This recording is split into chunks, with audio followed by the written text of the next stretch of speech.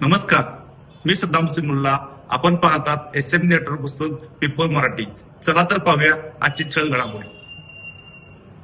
इचलकरंजी महानगरपालिकेच्या सार्वत्रिक निवडणुकीच्या पार्श्वभूमीवर शहापूर क्षेत्रातील प्रभाग क्रमांक 1, 2, 3 व 7 साठी दाखल झालेल्या उमेदवारी अर्जांची छाननी पूर्ण झाली असून निवडणूक निर्णय अधिकारी तथा उपमुख्य कार्यकारी अधिकारी कार्यालय शहापूर यांच्याकडून आज सोमवार 29 डिसेंबर रोजीची उमेदवारांची यादी जाहीर करण्यात आली आहे. यामध्ये प्रभाग क्रमांक 1 मध्ये अनुसूचित जाती महिला व सर्वसाधारण महिला तसेच सर्वसाधारण प्रवर्गात चुरशीची लढत पाहायला मिळणार आहे.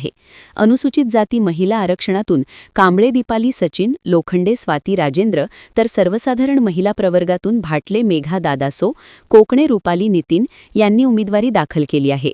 सर्वसाधारण प्रवर्गातून पाटील उदयसिंग मारुती हे निवडणूक रिंगणात आहेत. प्रभाग क्रमांक 2 मध्ये सर्वसाधारण प्रवर्गातून तौफिक इक्बाल कोठीवाले तर जांभळे सुहास अशोकराव यांनीही उमेदवारी अर्ज दाखल केल्याने या प्रभागात थेट सामना रंगणार आहे.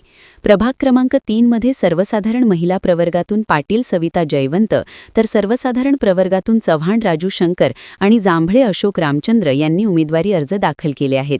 प्रभाग क्रमांक 7 मध्ये अनुसूचित जाती महिला प्रवर्गातून घोटणे मनीषा विजय, गेजगे रोहिणी ओंकार तर सर्वसाधारण प्रवर्गातून देसाई अविनाश मनोहर हे निवडणूक मैदानात उतरले आहेत.